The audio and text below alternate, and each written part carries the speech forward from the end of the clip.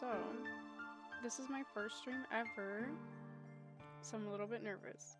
But today, we're gonna be playing Tsukihime for the first time. I don't really know a lot about this game, barely anything. I've seen some things about it, but I've had zero context as to what any of the things I've seen were. So today we're gonna start. I'm playing the browser version of the game, which I didn't even know that you could just play it on your browser. This is the original Tsukihime on browser, so we're just gonna begin. New game. Suddenly I awaken with a start. The night is pitch black, and no one else is in the house. It's scary, being alone in the dark. So to find everyone, I head out into the garden. Our mansion's gardens are vast fields of green, surrounded by a thick, dense forest, with the trees blanketing out the light, almost like a massive curtain, like a stage in a theater somewhere. The curtain of trees opens with a swishing sound. Excitement fills me, anticipating the beginning of the grand play. In the distance, I hear the sounds of echoes beyond the black curtain of trees. Inside the forest, the sounds of everyone happily playing around. The curtain doesn't open yet. Unable to restrain myself, I wander into the darkness of the forest. Darkness surrounds me, a blackness so deep it's suffocating. Not even the calming rays of the moonlight can reach this deep. The air is cold, a winter's chill so deep, my eyes feel like they'll freeze. For a brief moment, I thought I heard someone call my name, so I walk even deeper into the forest. After passing through the veil of trees, I find everyone waiting for me in the forest clearing. But something is wrong. Everyone is laying on the ground. Everyone is laying on the ground in pieces. The clearing is bathed in red. I don't understand. A stranger approaches. The look on his face says he wants to rip me apart. I don't understand at all. But someone else, someone I don't know, steps in front of me and is torn apart in my place. I'm just a kid, so I really don't understand. A splash. Something warm and wet hits my face. It's red. A red liquid, red like a tomato. The person that was torn apart, that person I called Mom, never called my name again. I really don't understand. But it's just so cruel. I wanted to cry. I just felt like crying. Warm crimson blurs my vision, seeping into my eyes. But it doesn't bother me at all.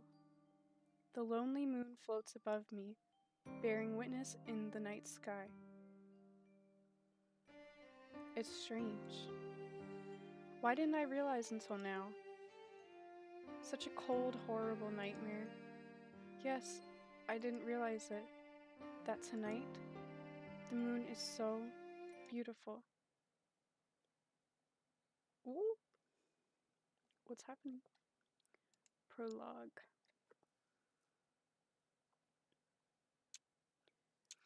When I came to, I was laying in a hospital bed. The curtain on the nearby window sways gently. It is a beautiful day outside, and the dry wind signals the end of summer. Hello, Tonoshiki-kun. Congratulations on your recovery. The unfamiliar old man extends his hand for a handshake. His square-rimmed glasses and warm smile are very befitting. His tidy-looking white clothes suit him perfectly, too. Can you understand what I'm saying, Shiki-kun? No. Why am I in a hospital? You don't remember, do you? You were involved in a car accident while you were walking. Your chest was stabbed by a shard of glass, and it was unlikely that you would survive. I'm sure that's what actually happened to him. Very befitting of what a doctor would say, yet he says it while still smiling cheerfully. Terrible. I feel terrible. I'm tired. Can I go to sleep? Yes, you should rest. You must focus on recuperating and not push yourself. The doctor is still smiling. To be honest, I can't stand that smile anymore. Can I ask you something, doctor? What is it, Shiki-kun? Why are there scribbles all over your body? And there are cracks all over the walls. Why are there cracks on the walls? The smile vanishes for a brief moment, then returns to his face immediately. He turns and walks away. It seems there was some brain damage after all. Get a hold of Dr. Ashia in neurology. I also suspect he may have suffered some damage to his eyes. Spend the afternoon examining his eyes. The doctor whispers to the nurse so that I won't hear him. Weird. There are scribbles all over everyone's bodies. The sloppy, zigzaggy black lines running all over the floors, walls, the ceiling. I don't understand what they mean, but looking at them makes me feel sick. I wonder what it is. The bed, too, is covered in these scribbly lines. When I touch the line with my fingertip sinks down into the crack. Oh, it seems as if I could reach further down with something narrower. So I trace the line with the fruit knife that was lying on the bedside table.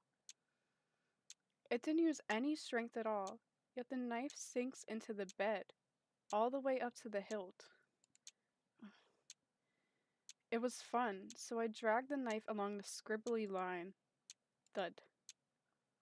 With a heavy sound, the bed snaps cleanly in two. Kya! The girl in the bed next to mine screams. The nurses run over and take the knife away from me. Yeah, girl. How did you break the bed, Shiki-kun? The doctors don't ask why, but the curiosity persists on how I did it. I traced it along the line and it broke. Hey, just why is this hospital full of cracks? You better stop with that, Shiki-kun. There are no such cracks like that anywhere. Now tell me, just how did you break the bed? You can tell me, I promise I won't get mad. I'm telling you, all I did was just trace a line with the knife. I see. Okay, well, we'll continue this conversation tomorrow. The doctor leaves. Girl, they're gonna send your ass away somewhere. In the end, not a single person believed my story. As long as I run the knife along the scribbles, I can cleanly cut anything. I don't have to put any force into it. It is as easy as cutting paper with scissors. The bed, the chair, the desk, the walls, the floor. I've never tried, but probably, no, definitely, even people. But it seems that no one else can see these lines. The black lines only I can see. Despite being a kid, I gradually begin to understand what the lines were. They are probably like stitches. Just like stitches that hold an open wound together after surgery. I think they are weak spots. After all, there's no way I could cut such a thing with a child's strength alone. Yeah, I didn't know until now that the world is covered in these lines, these breaking lines that bind everything together. No one else can see them. That's why they are just fine. But I can see them. I'm scared, so scared I can't even talk, as if I'm the only one who went crazy. Maybe that's why? Why, even after 2 weeks, no one believes my story. Even after 2 weeks, no one has come to see me. Even after 2 weeks, I continue to live alone in the world surrounded by black stitches. Damn. I need to get out. I don't want to be in this room anymore. I don't want to stay in a place covered in stitches. That's why I decided to escape, to run away to somewhere where no one else would be. But the wound in my chest still hurts, and I didn't get very far. That's when I noticed. I'm standing in the grassy field just outside of town. I really didn't get far at all. Cough. My chest hurts, and I feel so sad. I collapse to my knees and cough. Cough, cough. There's nobody here. Drowning in this ocean of green at the end of summer, I feel like I'm about to disappear. But before that, hey you, it's dangerous to sit down in a place like that. Oh, CG? I hear a woman's voice from behind me. Eh? What do you mean, eh? You're already a runt, so I can't see you if you're sitting in the grass. I was this close to kicking you, so watch out. Bro, she looks tall as hell. But I think he's sitting down. She just looks so tall. She points at me rather grumpily. I get a little angry. After all, I sit on the 4th row from the front, so I didn't think I'm that short. Kicked? By who? Isn't it obvious, stupid? You and I are the only ones here, so who else could it be but me? She clarises confidently as she folds her arms. Well, I suppose it must be fate that we meet here. So you want to talk for a little bit? My name is Aozaki Oko. What's yours? She extends her hand to me with the kind of cheerfulness one would show an old friend. I see no reason to refuse, so I tell her my name is Tonoshiki, and grasp her cool hand in return. Talking to her was a lot of fun. She didn't ignore what I said just because I was a kid. Instead, she listened. She listened to what I had to say, like a friend. We talked about many, many things. About my family, about how it was an old and respected family with very strict traditional rules, and my equally strict father. About my little sister, Akiha, quiet Akiha who always followed me around. About our big mansion in the vast gardens, and how Akiha and I would play together with our friends. I told her about many things almost feverishly. Oh, it's this time already? Sorry, Shiki. I've got some business to take care of, so let's stop here. She gets up to leave. My chest tightens and I feel sad, thinking that I would be alone again. See you tomorrow. We'll be waiting for you here, okay? You should go back to your room and listen to your doctor. Oh. She speaks with such ease, in such a natural way that as she makes her way off. See you tomorrow. Tomorrow we would be able to talk like we did today. I'm happy. It was the first time I truly felt something once I awoke from the accident. Since that day, going to the grassy field in the afternoons became part of my daily routine. She would get angry when I called her Yoko. For some reason, it seemed like she hated her own name. After some thought, I decided that it seemed like a very distinguished person, so I came to call her Sensei. Sensei would seriously listen to anything I had to say, and would always dispel my anxieties with but a single word, without fail.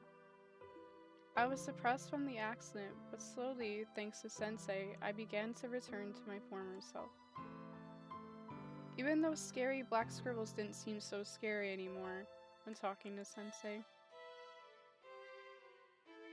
I didn't really know who she was or where she was from. Perhaps she really was a teacher. But I don't care. It doesn't matter at all.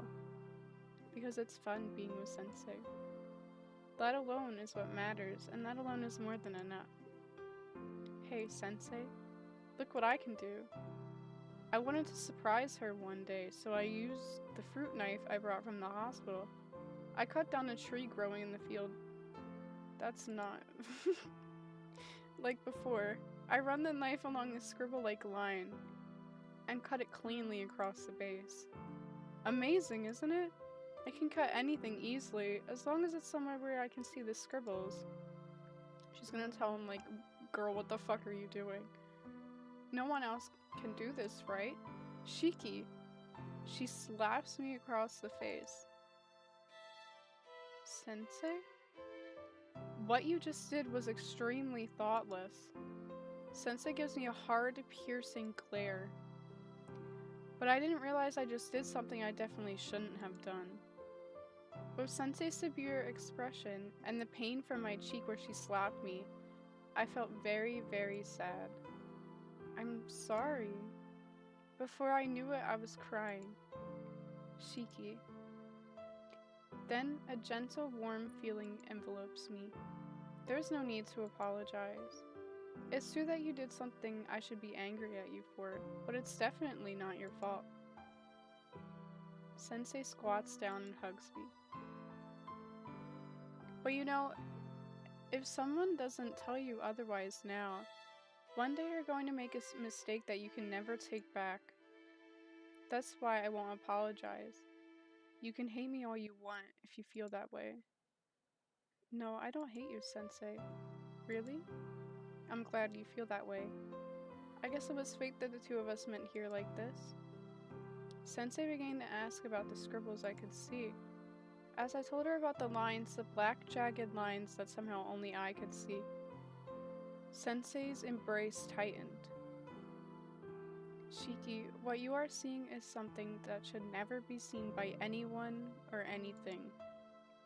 Everything in existence has points where they are most easily broken. We who will break down one day are perfect for this, or imperfect for this reason. Your eyes have the ability to see the fate of all things. To put it another way, you can see the future. See the future? That's right. You can see death. You don't need to know any more than that. If someday you happen to go down that path, the principles will become clear to you as something that is needed. Sensei, I really don't understand. That's good. It's important that you don't understand now. All I want you to know is that you must never cut these lines on a whim or as a joke. Understand?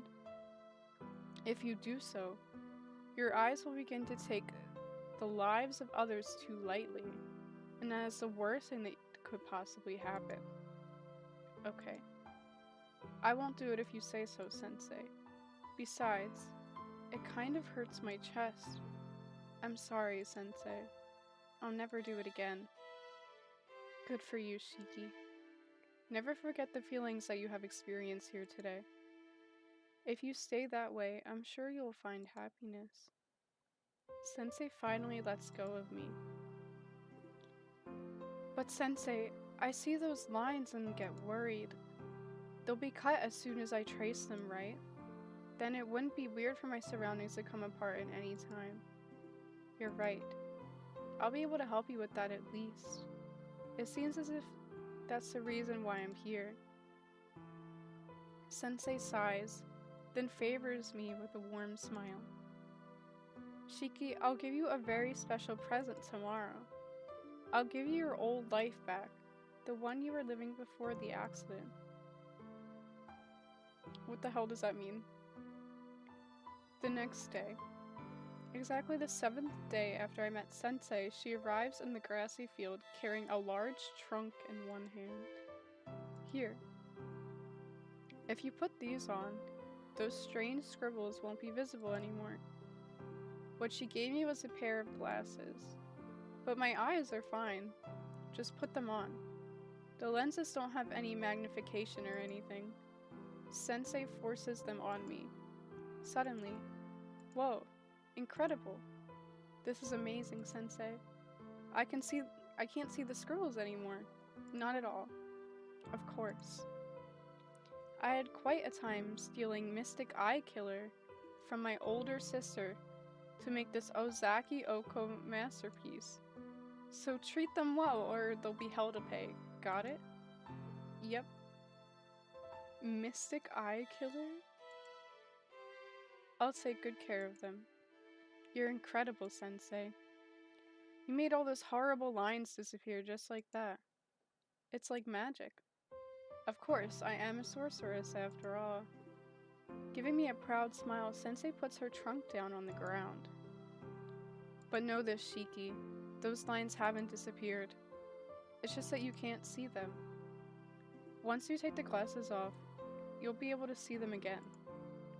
Really? Yes.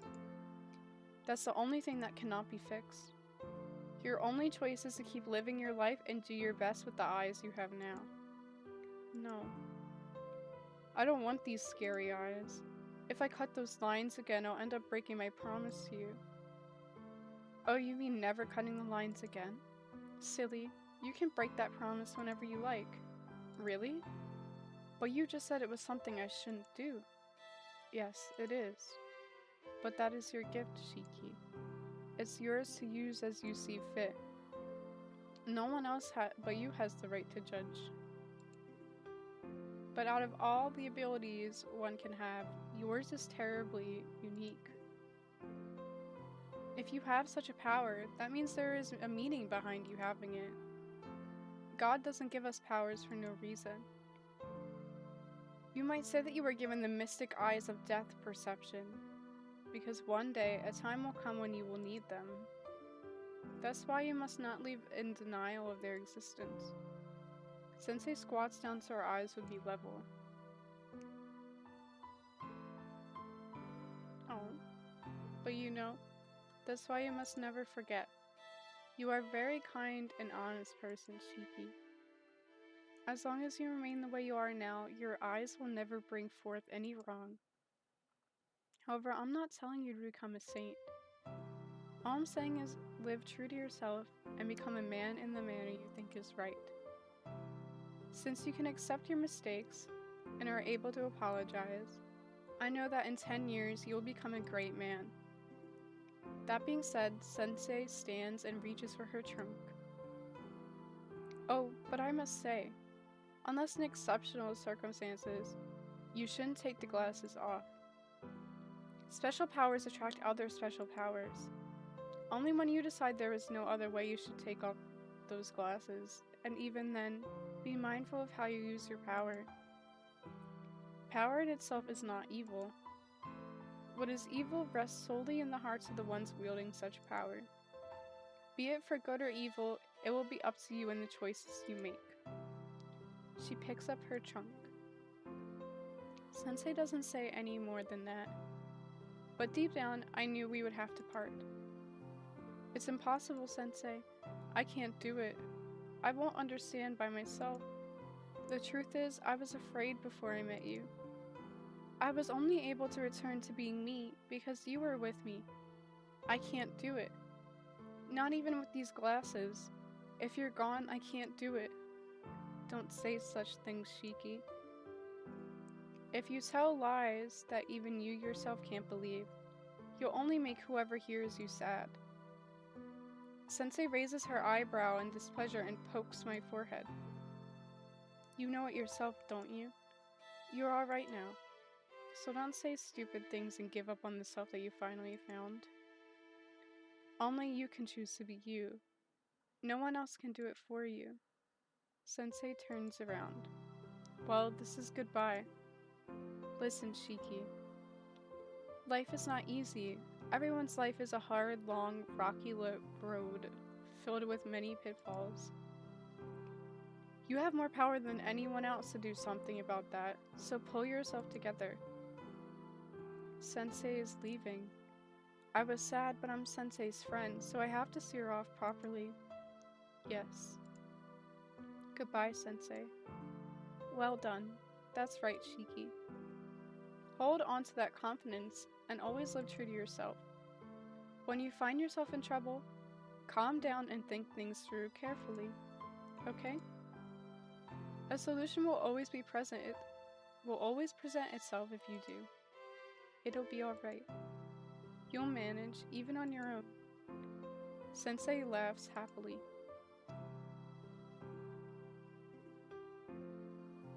Her ass is never coming back. The wind blows. The field of grass sways in unison. Sensei was already gone. Goodbye, Sensei. After saying that, I really felt like I would not see her again. All that remained were her many words and those mysterious glasses. It was only 7 days, but she taught me things more valuable than anyone else. As I stand there by myself, I feel tears well up in my eyes. Man, I was such a fool. I could only say goodbye. I couldn't even say a single word of thanks to her.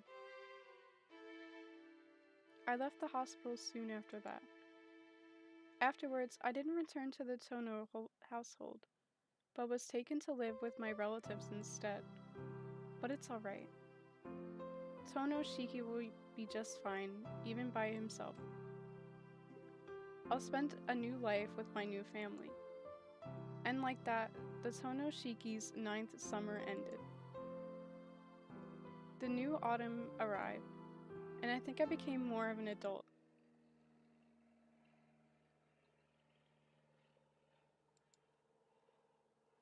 Autumn. The last traces of summer are disappearing today, a Thursday halfway through October. This is a day when I, Tono Shiki, return home. It's been 8 years since I left. Shiki, hurry up. You're going to be late for school. I hear Keiko's voice floating in from the kitchen. Okay, I'm leaving, I call back. I placed my hands together in the room that was mine at the Arimas up until now. I'm going. Thanks for letting me live with you these last 8 years. Clap, clap. I fold my hands together in prayer. Then, grabbing my only bag, I leave the room that had become so familiar. I walk through the entrance of the Arima's house and turn to face it. Shiki. Keiko-san, who had come to the door to see me, calls my name somberly. See you later. Take care, Mom. What a strange thing to say. I won't be coming back.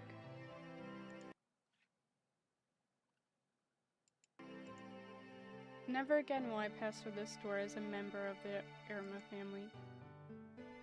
Thanks again for looking after me. Please give my regards to Father, too. Keiko-san simply nods. 8 years.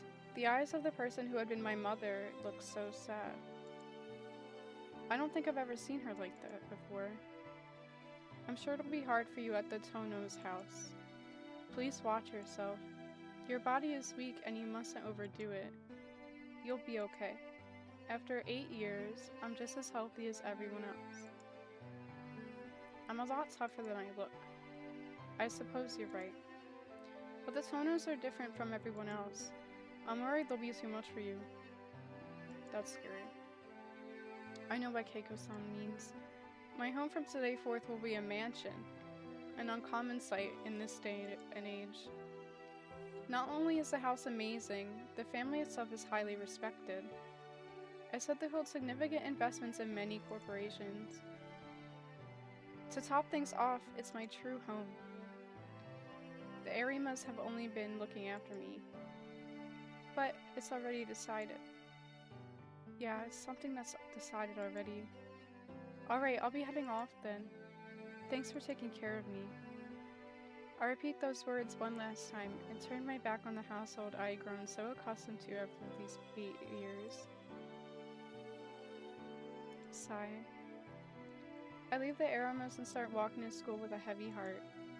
8 years ago, I recovered from a serious injury that normally would have meant death. Then I was entrusted to the Arimas, a family branching off from the Tono family.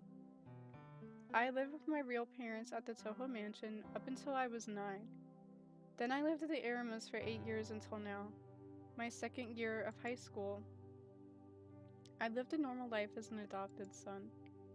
From the time I met Sensei, those special circumstances Sensei told me about as she parted never happened, and the glasses hid the lines for me as long as I wore them. The life of Tono Shiki was a peaceful one. It meandered along gently, until a few days ago. when I had the head of the Tono family sent word for me. Return to the Tono mansion. The very family that, until now, had shunned me. Sigh. I sighed again. To be perfectly honest, even before the accident, I never had gotten along with the Tono household. Maybe as a kid, I never liked the formality demanded by the family. Perhaps that's why I said nothing when the old man told me I was going to live with the Irmas. I think it turned out well. I got along well with my adopted parents, Keiko-san and Fumio-san. It was as if they were my real parents. I lived a normal life in the loving family of the Irmas like a real son, just like I had always wished. I don't regret living there, except for one thing. My little sister, 1 year younger than me, remained behind with the Tonos. Akiha. I bet she hates me now. It would only be natural. She had to live in that mansion all by herself, under the constant supervision of the hard-headed old men. I could easily imagine what Akiha thought of me, the only one who escaped. I let out another sigh. I can't help it. What's going to happen will happen. Today, after school, I'll return to my true home. Lord knows what'll occur. But for now, I've got more pressing problems. My watch shows 7:45. Homeroom starts at 8 o'clock sharp, and anyone who isn't in class by 8 is marked as late. Clutching my bag, I start sprinting towards school. I manage to make it into school in less than 10 minutes. I enter from the back gate, accomplishing a feat that would bring the track scouts running if they knew. Come to think of it, today is also the last day I'll come in through the back gate. The Arima and Toho houses are on opposite sides of the school, with the Arimas being behind, the Tonos is in front. Obviously I'll be coming through the front gate in the future.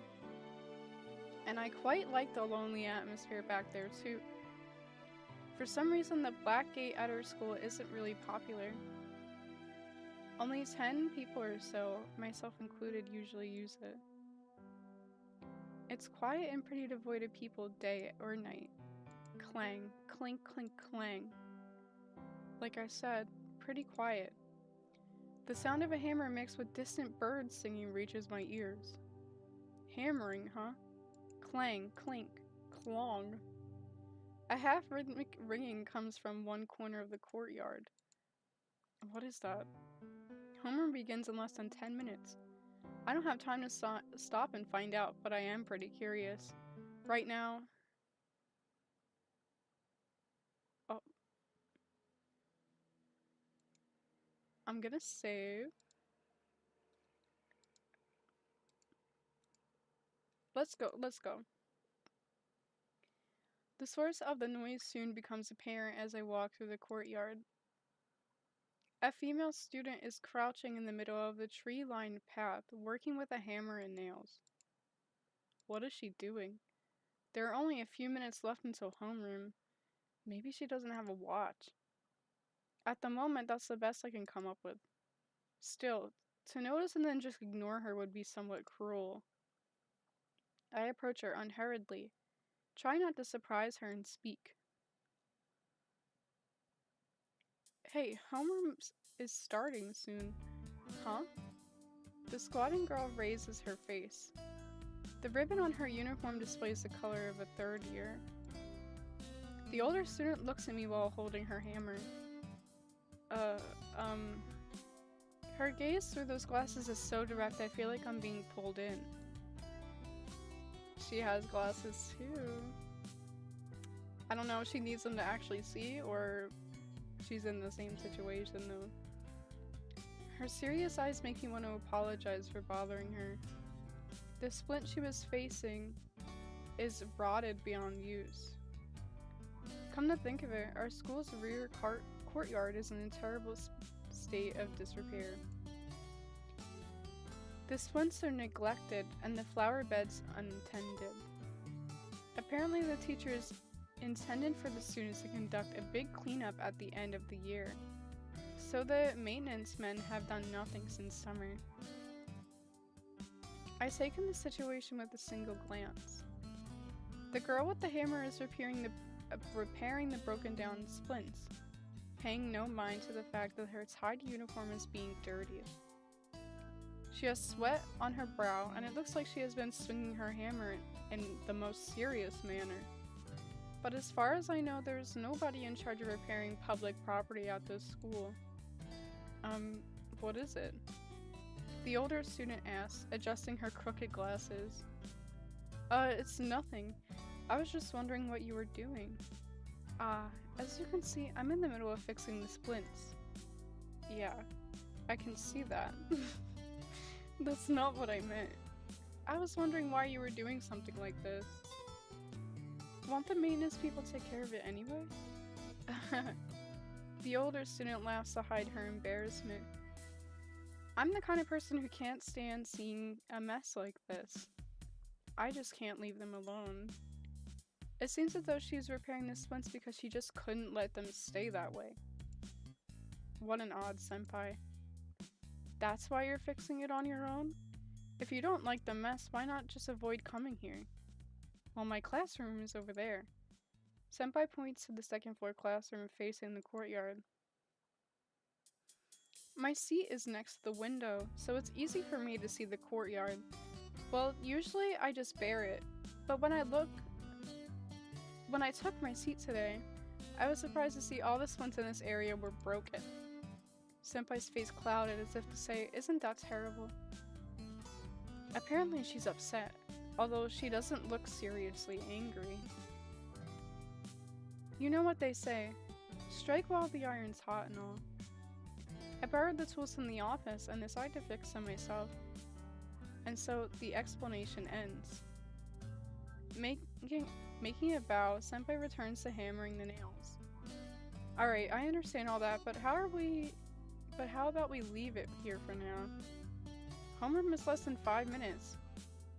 And if it's this bad, won't the school get around to fixing it pretty soon? No way. Gripping her hammer, the senpai with glasses shakes her head furiously. I won't be able to concentrate with the garden like this, even if I go to class. It'll just sound like nonsense to me. And then the teacher will say, hey you, what are you staring at? I'll get yelled at for sure. Senpai continues to grip the hammer while she emphasizes her point. Well, I suppose the teacher would be pretty upset if you kept looking outside. He would, wouldn't he? That's why I have to do it now. With that, Senpai begins her repairs once again, clumsily hammering away.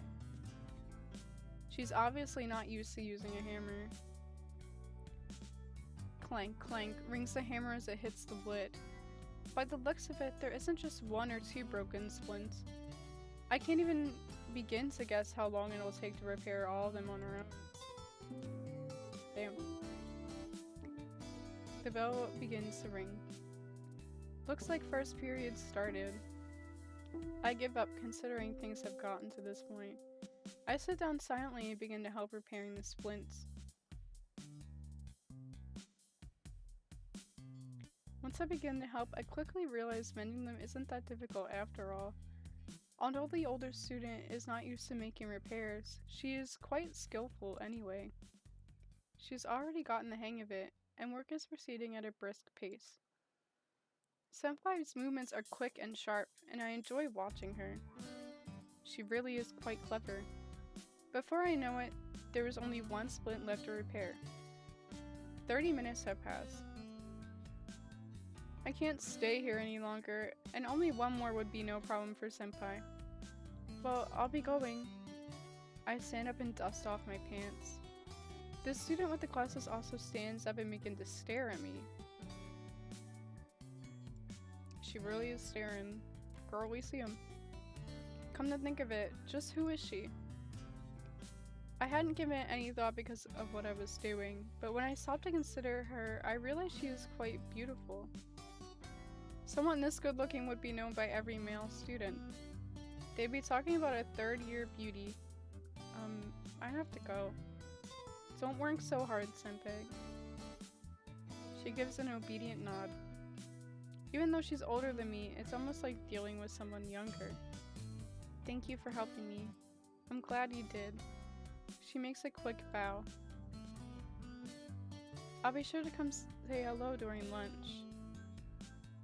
Don't forget to wash your hands, Tono-kun. You too, senpai. With that, I wave my hand and leave. Wait. Huh? Have I met you before, senpai? Eh? Senpai cries out in surprise, and mischievously puts on a depressed face. Tono-kun, you've forgotten about me? Forgotten? No, I don't think so. If I've ever met such a beautiful woman like her, there's no way I'd forget. She looks up at me reproachfully.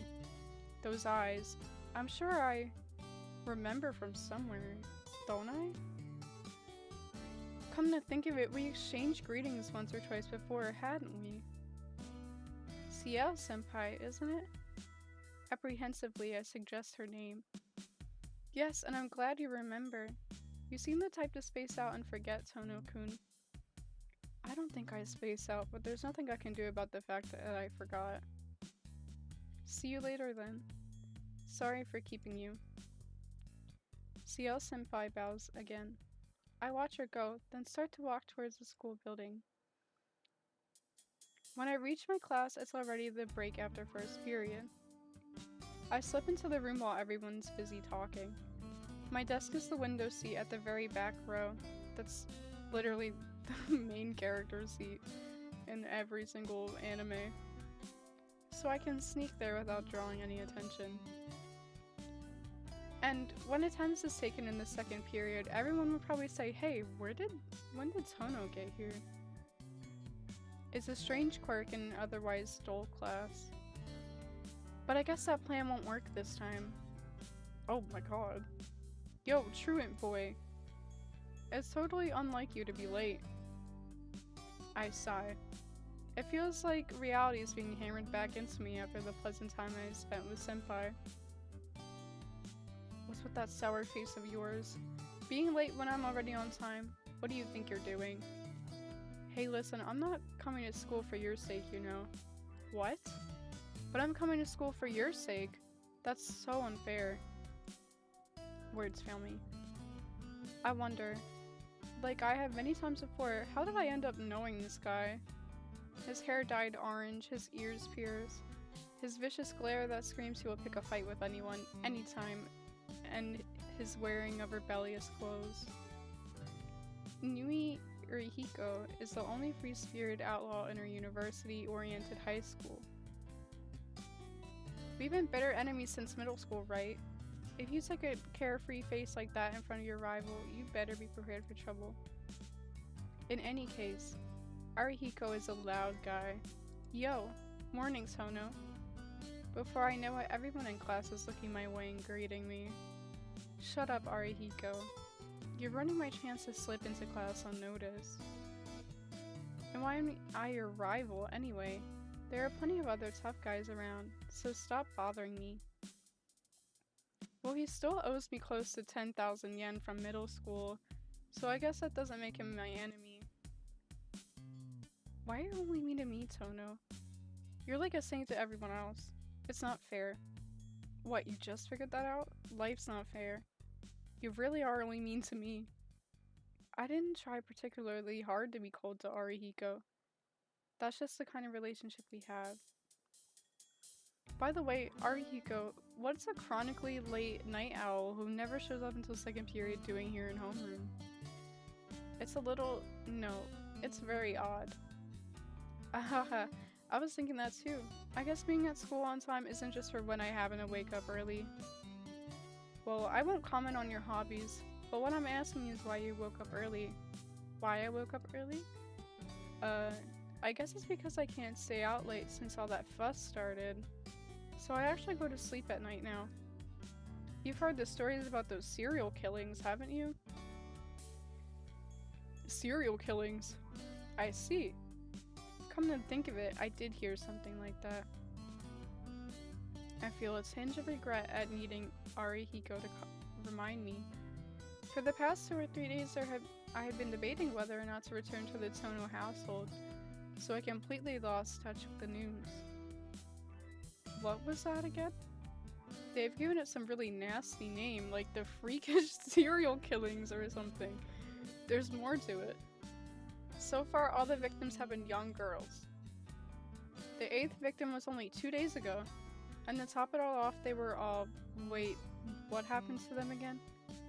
Arihiko tilts his head in contemplation. I'm an idiot for asking him. Yeah, I remember now. All the victims had cross-shaped slashes on their throats. No, Inoue-kun. Everyone who was killed lost a lot of blood. Oh yeah, that was it. They said it was some kind of modern-day vampire or something. You sure know a lot about this, Yumizuka-san. Not really. It's happening in this town, so it's in the news. You would remember it even if you didn't want to. I see. I thought it was happening in a neighboring town, but I guess it moved down here. Well, anyway, that's what happened. Even I wouldn't be going on the streets at night with a killer walking around. That's why I've been waking up at 7 lately. What? That's it? Having a good reason doesn't make a good story. Where's the fun in that? I sit down while dealing with Arihiko. Man, you're cold. What, did you collapse from anemia already this morning? I'm alright, thanks for asking. If I was anemic 24 hours a day, I'd be dead by now. Yeah, you're right. If you say you're okay, then I guess you're okay. The bell rings while we're talking. Hey, class is about to begin. Hurry up and get back to your seat. Yeah, alright. Oh, by the way, we'll have lunch today in the cafeteria instead of on the roof. I've invited a special guest, so look forward to it. With a scheming laugh, Arihiko returns to his seat. See you later, Tono-kun. Yeah. Sorry for keeping you, Yumizuka-san. Her light footsteps tap across the floor as she returns to her desk. But it's still a mystery to me why she joined our conversation. She's just our classmate. What the hell does that mean? It's lunchtime. Now then, where should I eat lunch? Oh my god. Save.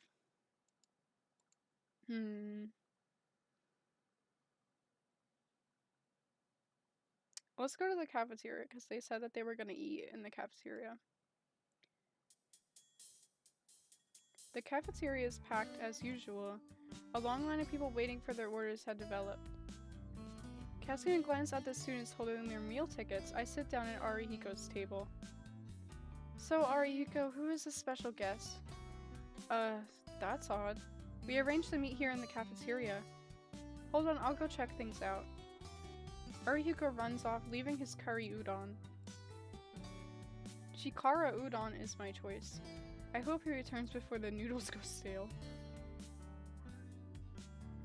It's no good. Looks like senpai went somewhere. Your guest is a senpai? Yeah, she's a really cool girl. I've been hitting on her for the last few days and I finally got her to agree to eat lunch together. Apparently, she has someone she wants to thank today, so she's running around school looking for whoever it is. It seems she's a busy person. Yeah. She's kind of like one of those penny racers. With a look of regret, Arihiko splits his chopsticks. Well, I guess it can't be helped. Anyhow, itadakimasu. Yes, itadakimasu. We begin to slurp at our udon. Just what the heck are penny racers anyway? So what was the real reason? Huh? What do you mean? The reason you were early this morning. You aren't the sort of person who comes to school early just because he gets up early, Arihiko-kun. I question Arihiko as I sit next to him, eating my Chikara udon. Arihiko gives an uncommitted response as he slurps away at his soup. Are you going back to your real house today, Tono? Yeah, I am. Wait, have I told you about that already? Nah. I just heard it from the teacher. Arihiko continues to wolf down his curry udon without glancing in my direction. I thought maybe Tono will get really depressed, so I decided to check it out. I see. And your verdict? Pretty disappointing. It wasn't worth getting up early for. You really have too much time on your hands, Arihiko, I conclude, as I bite down on the white rice cake in my chikara udon. That's the kind of person Arihiko is. Today is the day I return to the house of my real family, returning from the home of my adopted family who raised me. Arihiko must have heard about it somewhere and came to school early because he was worried about me. That's nice. Arihiko, I think your appearance does you a disservice. You're really sentimental underneath. Yaoi. If it's the always melancholy Tono telling me that, then maybe I'm the real thing. Arihiko slurps noisily at his noodles. Is there like an Arihiko route? So man, what's really going on? What do you mean? You've been living with the Arimas since primary school, right? It's been 8 years already. Your dad has basically disinherited you. Why is he suddenly calling you back now? He didn't disinherit me. He just kicked me out of the house somehow. Sono-kun, if there ever was a family that kicked their kid out of their house somehow, that's not a tragedy, it's a comedy. But it's so boring, it's not even funny. Arihiko spreads his arms and shrugs. Refusing to be serious ever is one of Arihiko's easy to understand traits. Yeah, I guess you're right. If you get kicked out of the house, laughing is all you really can do. And then he said some cliche line like, never step foot in this house again, or something, right? That's what people would call disinheritance. Come to think of it, I've never heard why you were disinherited. Who knows? That's something I'd like to know too. Well, if you don't want to talk about it, you don't have to. Grabbing his bowl with both hands, Arihiko drains what's left of his hot curry soup. Lunchtime is short. Following Arihiko, I decide to quickly finish my chikara udon. The last class of the day ends. I don't feel like going to the mansion right away, so I just blankly stare out the window overlooking the school grounds. The classroom is dyed orange by the sunset. It's like red watercolor paint, and it hurts my eyes. I don't like red. It feels like it soaks deep into the back of my eyes and I want to throw up. Oh. It seems I am weak against things that resemble blood. No, I should say I am weak against blood itself. 8 years ago, I had a near-death experience. I was in an accident where I was injured in the chest and I teetered between life and death for days.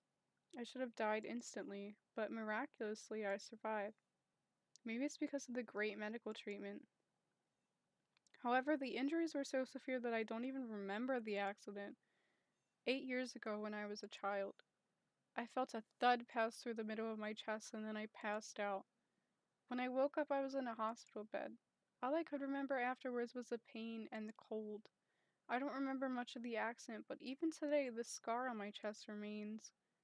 I guess numerous fragments of glass pierced my chest, leaving burn-like scars there and in my back. Actually, I was quite surprised at being saved. Ever since then, I frequently collapse from an anemia-like dizziness and cause a lot of trouble for others.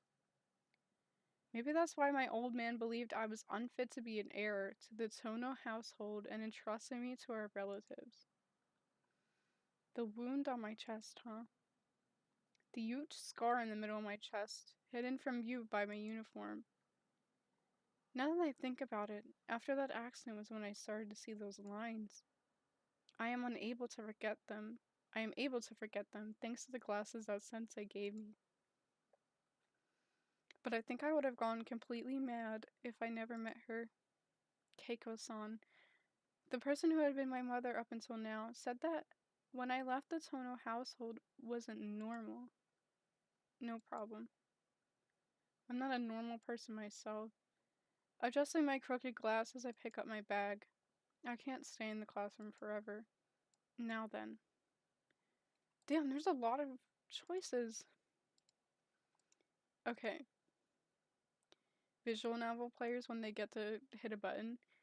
Um, let's stay in school for a little bit. Fuck the mansion. As soon as I step out into the hallway, I run into a familiar face. Huh? What's up, senpai? Do you have some business here at the second year classrooms? Yes. Business with the second year student, to be precise. CL senpai approaches with a smile. Listen, I have some nice snacks here, but no one to talk to. It would be a waste to eat them all by myself, so I came to catch an idle-looking person to talk to. Someone to talk to. But there's no one left in the classroom. It's the same with all the other classes too. You don't usually come to the second year classrooms anyway, do you? You're on the lower floor, right? And if she wanted someone to talk to, aren't there plenty of third year classmates she could talk to? She really didn't need to come all the way up here. Shouldn't you think about asking your third year classmates? Conversation would probably be better. Yes, but today I'm in the mood to talk to younger guys. Oh! Please don't ask for a reason. It's just on a whim. Well, I won't ask. I probably wouldn't be able to understand even if she told me. Senpai's smile disappears as she stares into my face. Are you free right now, Tono-kun? Well, if having nothing to do means I'm free, then I'm definitely free. Senpai grabs hold of my sleeve. Well then, you are now caught. Let's go have some tea. Senpai invites me with a smile. There's no reason for me to decline the offer, and besides, it should be fun talking with Senpai. Sure, I'll come along if it's okay with you. Then it's decided. Alright, let's go. Still holding my sleeve, she begins walking down the hall with a light gait. Wow, our school has a room like this? Could it be for the tea ceremony club? Yes, it's the tea ceremony club's room for now. It seems like it hasn't been used up until I came, though. Senpai steps into the tatami mat and starts preparations with a rattling noise. A club room, huh? If that's the case, won't the other club members be coming? It'd be bad for an outsider like me to be here, right, Senpai? It's okay. It may be for the tea ceremony club, but there aren't any other members except for me. Thanks to that, I can use it freely during break time and after school. Here we go. Smiling, Senpai begins spreading the cushions. Tea is tea, but it looks like it is really going to be a serious tea ceremony. To be honest, I'm a bit overwhelmed. Senpai, I don't have the slightest clue what to do. What are you talking about? I only know up into the pouring bit myself. With that blunt reply, Senpai put the teapot, some cups, and some tea cakes onto a plate. We are just going to have a casual conversation, so there's no need to be so formal. It isn't any fun that way, is it?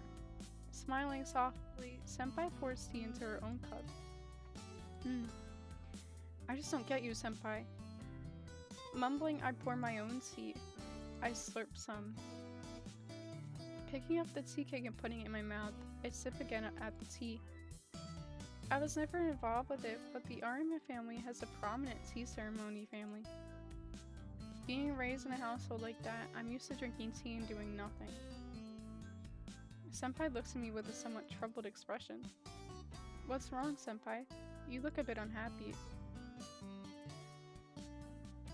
Where's she? Oh. Eh? I was just a little surprised at how calm you were about all this, Tono-kun. Really? Well, my family is a strict one, so I'm used to these kinds of things. More importantly, Senpai, didn't you have something you wanted to talk to me about? Yes. I haven't thanked you for this morning yet, so I thought I'd take care of you for a bit like this. Senpai makes her incredulous statement with a soft smile. Take care of me? That's not how you use the phrase take care in Japanese, Senpai. Oh, really? You mean people don't say taking care when they're showing someone hospitality in order to thank them? No, they don't. I don't think it's a mistake exactly, but it's not quite right either. Those manners-related phrases sure are difficult, aren't they?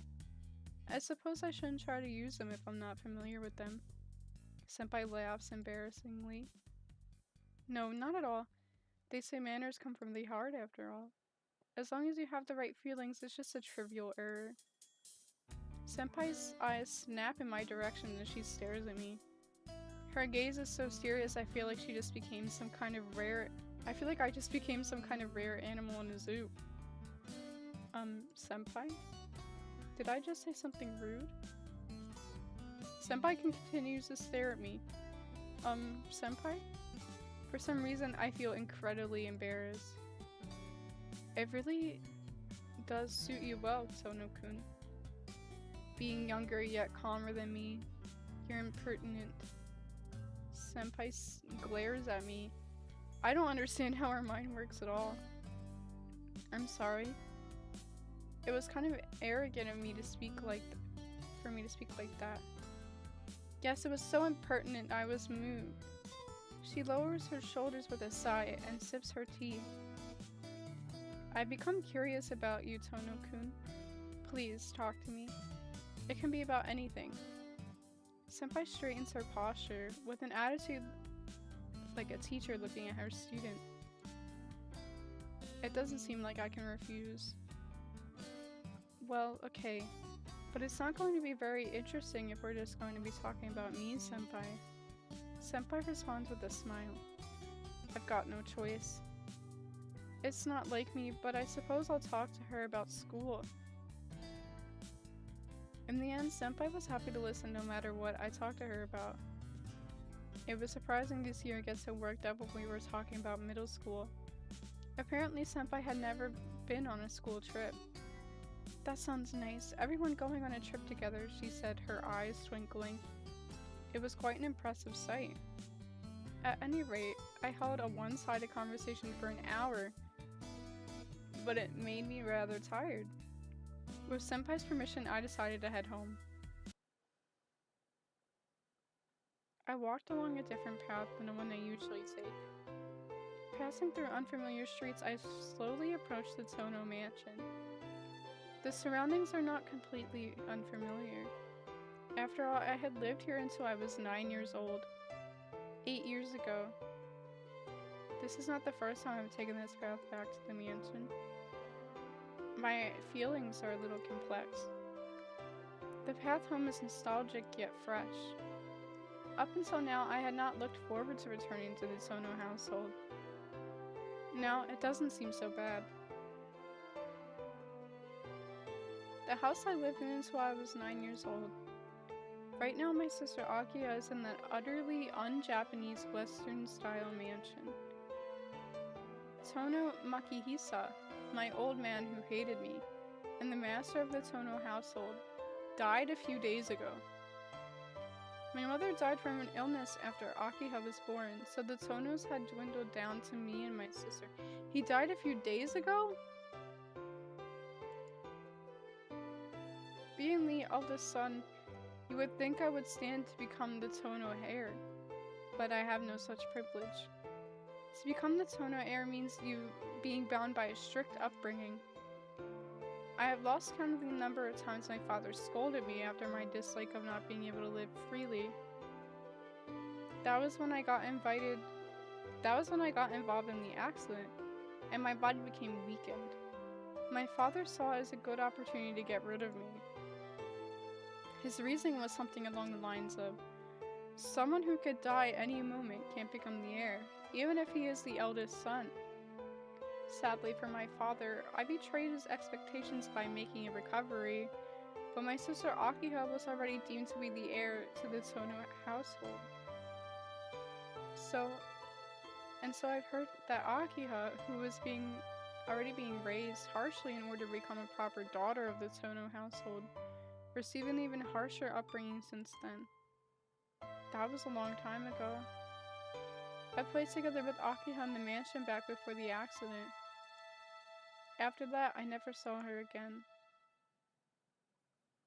Apparently, Akiha tried to visit me a few times when I was entrusted to the armies. Unfortunately, we were never able to meet because I had to go to the hospital every day. We completely lost contact. after Akiha went to boarding school. Unlike Akiha, I am isolated from the main family. That's why I can live freely like this. My high school is just an average high school, and our chance of contact was pretty much zero. My old man died and I received word telling me to come back. To be blunt, I had no intention whatsoever returning to the Tono house. But Akiha is in that house. When we were children, Akiha was an obedient child, always looking frightened as if she was constantly enduring something. She would always follow close behind, her footsteps pattering behind me.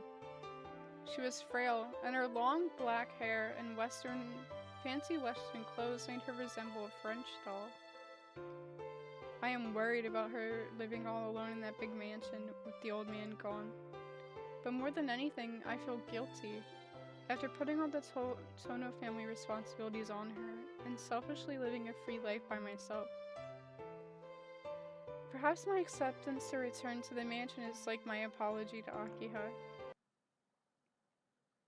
The Tono mansion is unnecessarily big. Surrounded by iron railings, you could say the entire lot is abnormally expansive, being so large that a whole elementary school could fit inside. The garden, surrounded by trees, is more like a forest. The mansion is at the heart of that forest, and there are a few other buildings separated from it. I didn't think anything of it when I was a child, but now that I have lived in now that I have lived in an ordinary household for 8 years, the excessive size feels almost criminal. The gates aren't locked. I push them open and head towards the mansion doors. They tower oppressively, bearing down on any visitors. Beside the iron double doors is an unmatching doorbell. Alright. Shaking off my nervousness, I press it. There isn't an affectionate ding-dong chime from the doorbell.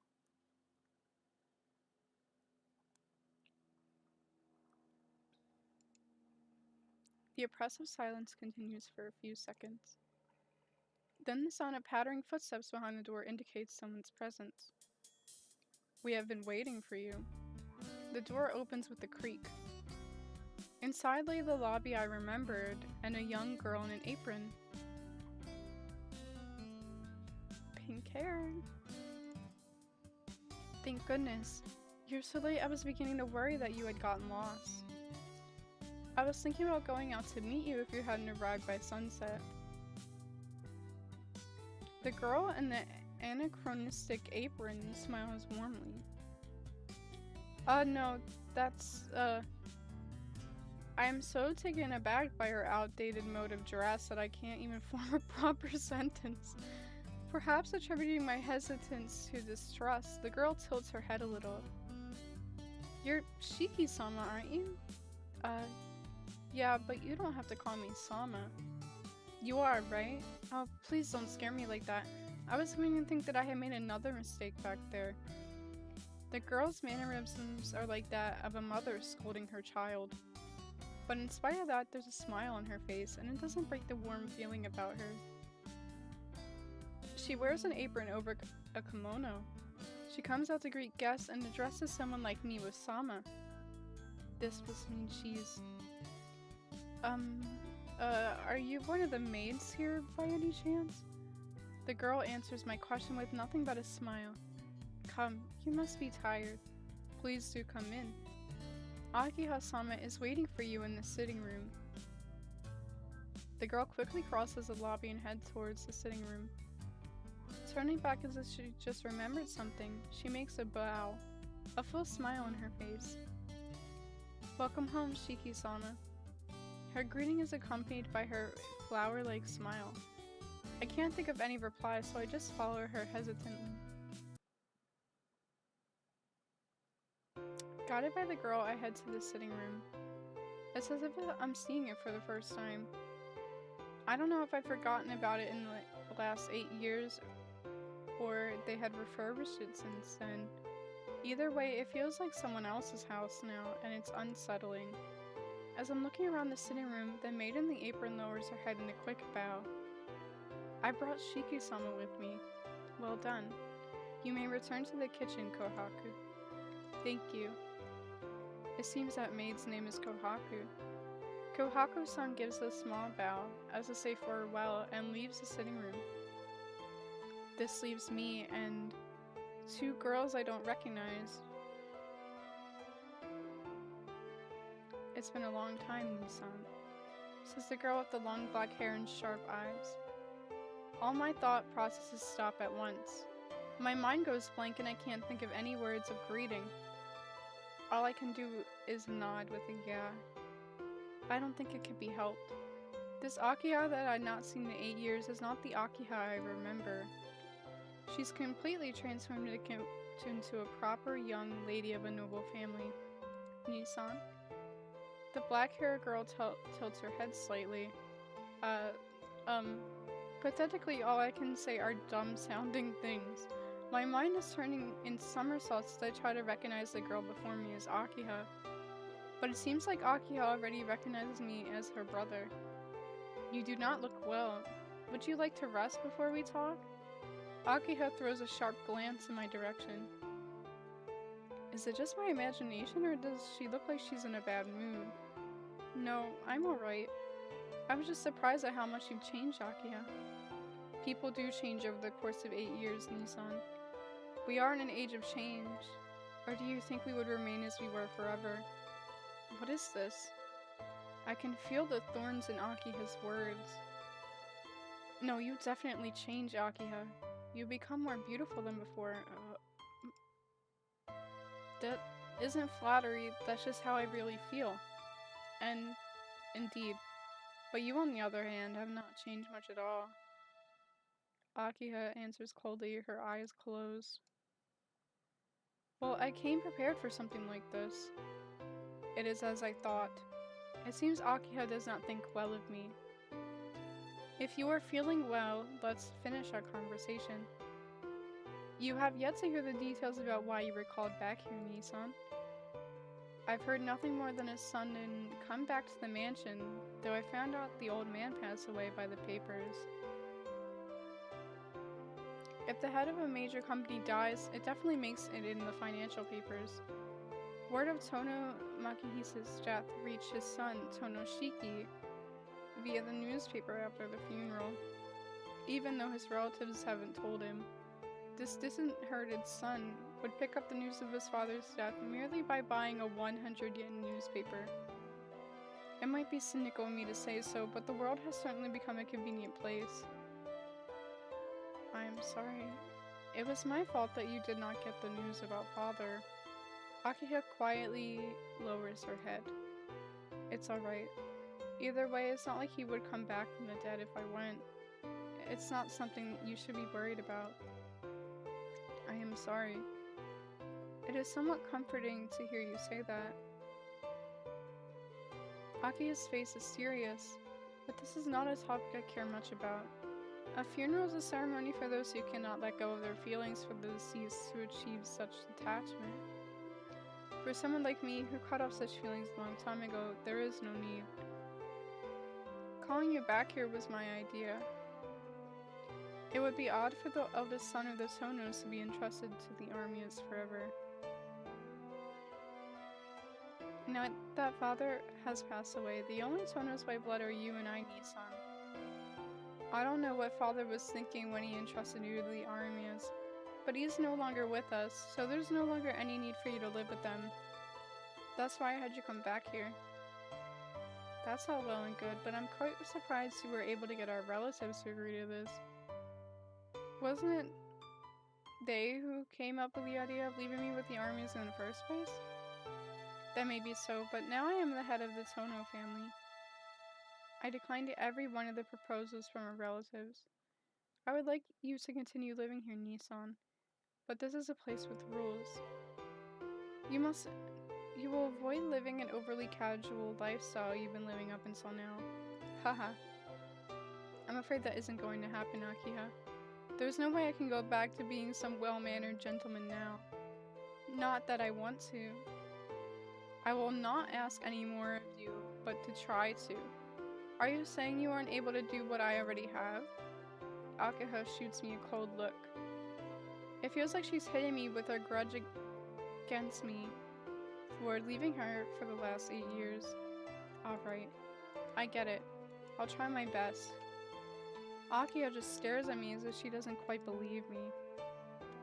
You do need to try as long as you do not need to try as long as you get the results. Her pose is dignified, her words are merciless. Let's get back to the topic. Right now, you and I are the only ones living here. I do not care for having too many people around, so I cleared everyone out. Eh? Hold on a second, Akiha. You cleared everyone out? You wouldn't want to run into one of our relatives in the mansion now, would you, Nissan? I have put off most of the servants, but there are enough for you and I, so there's no problems. Wait, no problems? You're going to get attacked at our family meeting if you do something like that. Oh, please be quiet. Rather than have the mansion overflowing with people, wouldn't you feel more relaxed with just the two of us here? Erg. I guess it's true that I would feel relaxed, but you only just become the head of the family, Akiha. If you go around abusing your powers like some kind of dictator, our relatives are not going to keep quiet. Even the old man didn't go against their opinions. Indeed. That's why father entrusted you to the armies. I, on the other hand, have despised them ever since I was a child. I am not going to put up with their whining any longer. I'm not going to put up with— Look, Akiha.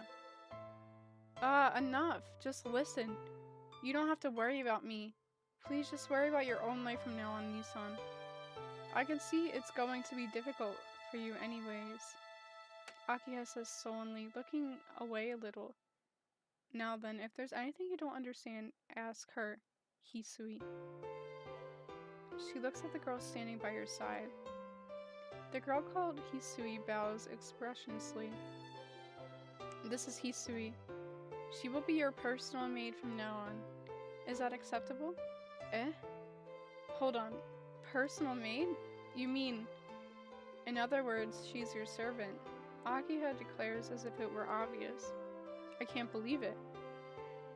Fitting with the western style of the house, the girl in the maid outfit stands there as if it was natural to do so. Hold on. I'm not a kid, you know. I don't need a servant. I can take care of myself. Would that include the cooking and the laundry? Akiha is pretty sharp at pointing those things out. At any rate, now that you've returned to this house, you will obey my directions. I don't know how you lived in the Armiya house, but you're living in the Tono house now. Please accept everything I've given you. I can't say anything, but my eyes drift towards Hisui. As expected, she simply looks back at me expressionlessly like a doll. Well then, Hisui, please show Nissan to his room. Yes, my lady. Hisui approaches me with a shadow-like lack of presence. I will guide you to the room, Shiki-sama. Hisui heads towards the lobby. Sighing, I head off towards the lobby as well. We enter the lobby. This mansion is split into east and west wings, with the lobby in the middle. The lobby is like the body of a bird whose wings are the halls extending diagonally from the east and west. Each wing is about the size of a small hospital. I remember the house is constructed symmetrically, so both the east and west wings have the same floor plan. Your room is this way, Shiki-sama. Hisui climbs up a flight of stairs. It seems like my room is on the second floor. Come to think of it, the servants' room should be on the first floor of the west wing. So that's probably where Hisui and Kohaku's San's rooms are.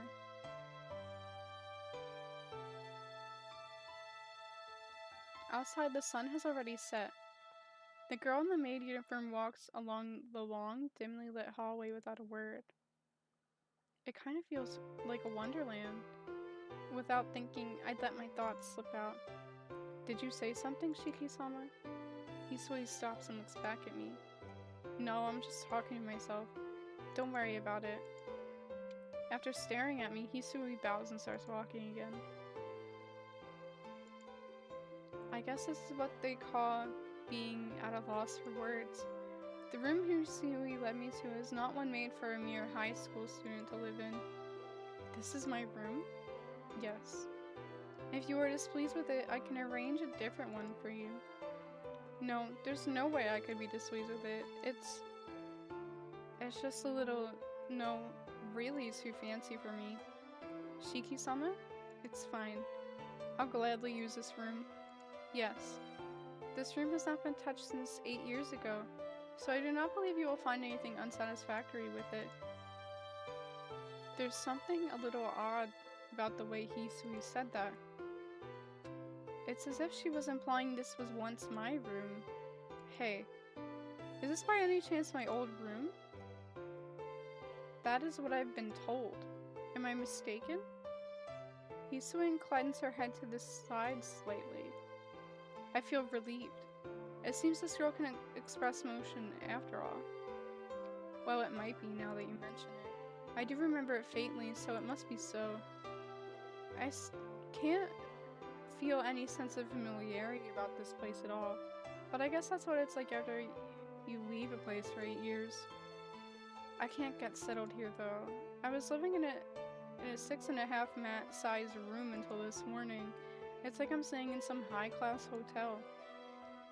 I understand how you feel, but please try to get used to it. From today onwards, you are the eldest son of the Tono house, Shiki-sama. You're right. I've got to do my best so that I at least look like it on the outside. With a thump, I drop my bag on the table and scratch my back. I've been feeling a little stressed about everything that's happened so far, but I guess I've got no choice but to adjust from today onwards. Shiki-sama, all of your luggage has been brought here. Is there anything more you require? No, not really. Why do you ask? There was very little delivered. Is there anything you need? I can have it prepared, so please do not hesitate to ask. I see. No, I don't need anything more for now. I didn't have much luggage to begin with. My luggage is just this bag, these glasses, and the textbook is in my bag, and that white ribbon with an unidentified owner. That's all. White ribbon? Anyways, you don't have to worry about the luggage. This fancy room is more than enough for me. I understand. Well then, I shall come to call you in an hour's time. An hour? For dinner, you mean? Yes. Please relax until then. As expected, Hisui says everything with an expressionless face. But even if she tells me to relax, just how am I supposed to do that? The clock says it's 6 o'clock. Usually I'll be watching TV in the sitting room around this time, but I'm having serious doubts as to whether there's any such thing in this mansion. Hisui.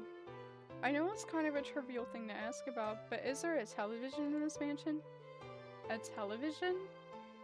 Hisui's eyes narrow slightly. I know I'm the one who asked, but it really is a stupid question. I feel there's something wrong with asking about the presence of a TV in a luxurious mansion like this. Hisui makes a rare, troubled face and stares off into space.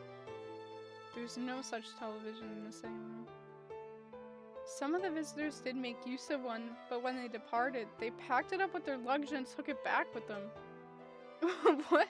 They took a whole ass TV? So I do not believe there are any remaining. Hold on. Visitors? Like who? For how long? Relatives. The eldest son of the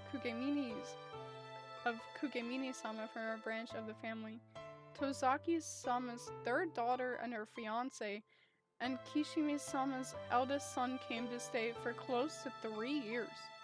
3 years, huh? Hisui, that's what you call freeloaders, not visitors. Hisui does not reply.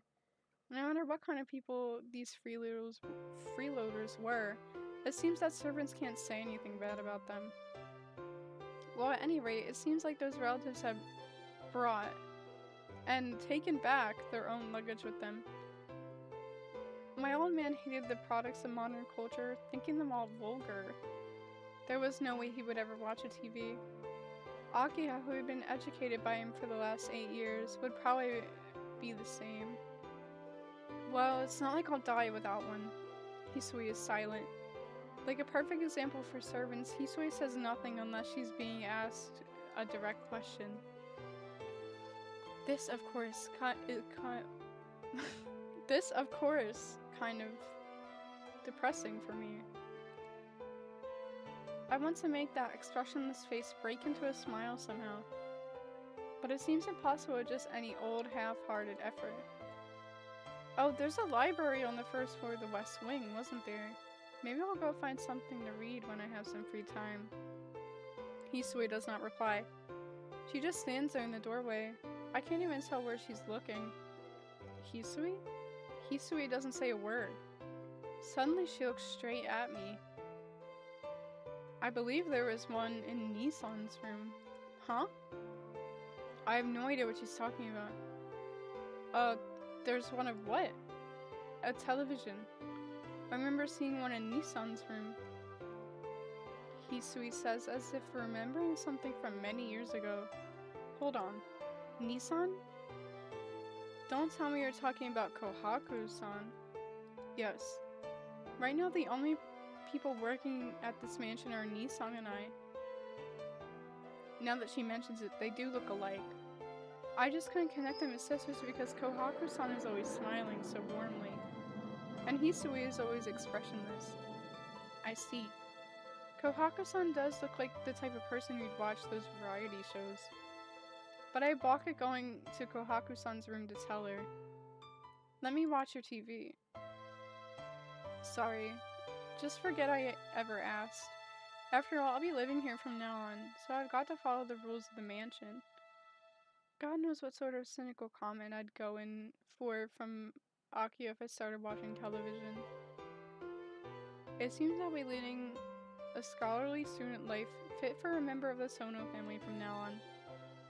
Alright, I'll be in my room until dinner, so just come and call me when it's time. You've got other things to do, don't you, Hisui? Hisui nods in assent and turns around. Slightly opening the door, she leaves the room. Dinner takes place with Akiha and I being face to face. I guess it's natural here, but Hisui and Kohaku-san do not eat with us, standing behind us to tend to our needs. I thought it would be natural if all four of us ate together, so you could say I'm caught off guard by this inexplicitly tense dinner. I should mention at this point that I've totally forgotten anything related to table manners by now. Well, I do remember little pieces. It's not like I'm a complete amateur, but humans tend to pack away unused memories in the corners of their mind. The tension was actually quite thrilling, with every one of my movements causing Akiha to raise an eyebrow. When I think about it, I'll have to go through this every day, though it's quite depressing. Finishing dinner, I return to my room. It's still only just past 8 at night. It's too early to sleep, so what should I do?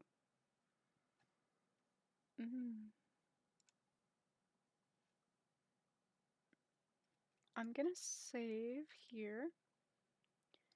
And I think for now, we're gonna stop here. This might be a good place to stop. I've been streaming for almost an hour and a half, and it's like my first time.